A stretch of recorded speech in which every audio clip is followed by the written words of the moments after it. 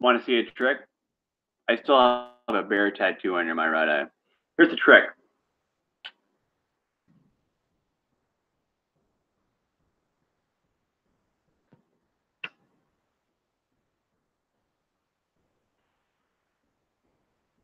That drag tasted like a grapefruit.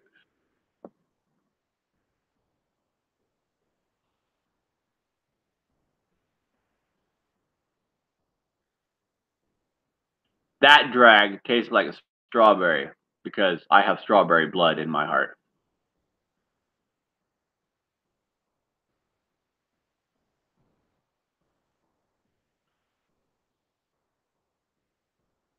That drag tastes like a grapefruit. And just remember, I lit that cigarette with my left hand.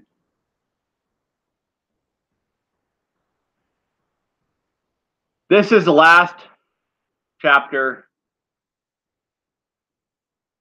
and let's save the planet from the sixth mass extinction, called Soul and Soullessness. Human soullessness is a dense and complex phenomenon. That means it's like really, really small and put together and compact. It is a complex phenomenon. Why we are supposed to be the smartest species on the planet, but yet we treat each other worse than the animal kingdom in the wild treats each other, even though they eat each other. They still have more respect for the planet than humans do. Because we still won't admit that we have to get rid of the tree and oil industry to survive. And you can replace it with hemp, all three strands, and renewable energy. And we have the ability to do it real quick. It's just a matter of shutting the government down, shutting the economy down for a while. That's all you gotta do. Shut the economy down except for the food stores. We have enough other stuff. All we need is food. Shut everything else down. Figure it out.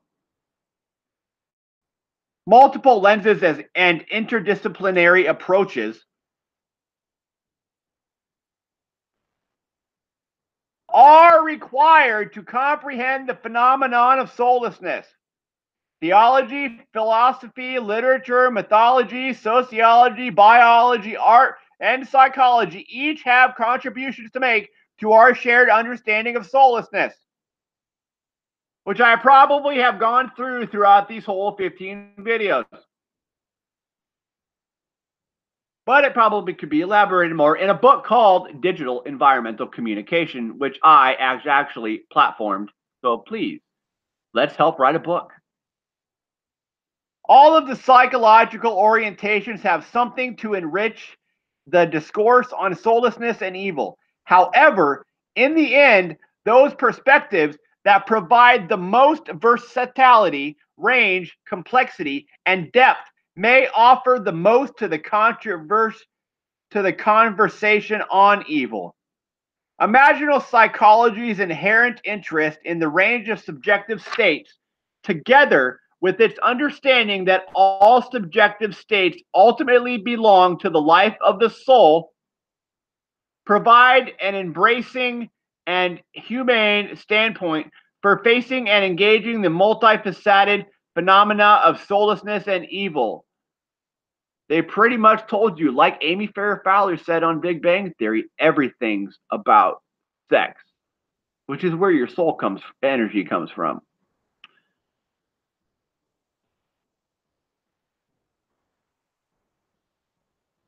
Perhaps the ability to handle a difficult and dense subject as human evil presents a test case for imaginal psychology. Make a common sense test for each grade in high school in grade school. Period. That was my idea. I started it, I never finished. In the end, the power of imagery, the language of soul, and the penchant for probing into the range and extremity of subjective states may impart the greatest gift for understanding the unfathomable, unfathomable, unfathomable, unfathomable, unfathomable. The imagery of multifaceted crystal and black hole both come to mind in contemplating the task of bringing objectivity to the subjectivity of evil. That reminds me of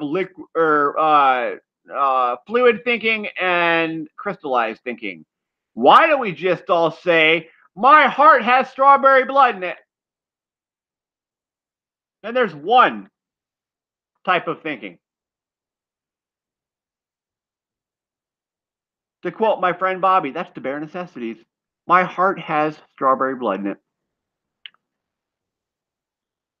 The imagery of multifaceted crystal and black hole both come to mind, but I'm going to interrupt here and say my heart has strawberry blood in it, and that's the only thought process we need. Get rid of the fluid and crystallized thinking theories. The crystal, because of the complexity inherent in its many facets and transparency through which light passes, the black hole, because of its impenetrable dark depths, what both images have in common is density. The black hole exists in a state of utmost density, while the crystal is forged through enduring the pressure of dense forces. The black hole, which engulfs light, the light of consciousness, offers an image of untransmuted soullessness. The crystal, emerging from the pressure of dense forces, passes light through it, refracting light into a rainbow of color, suggesting the process of transmuting the density of soullessness into lucid perception.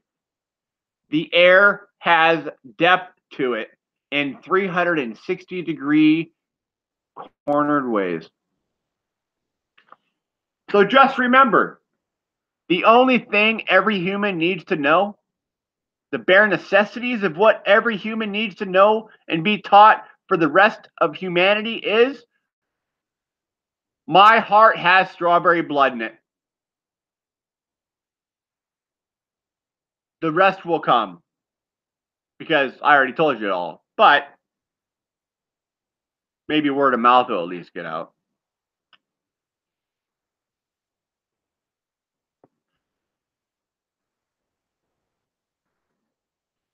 My heart has strawberry blood in it.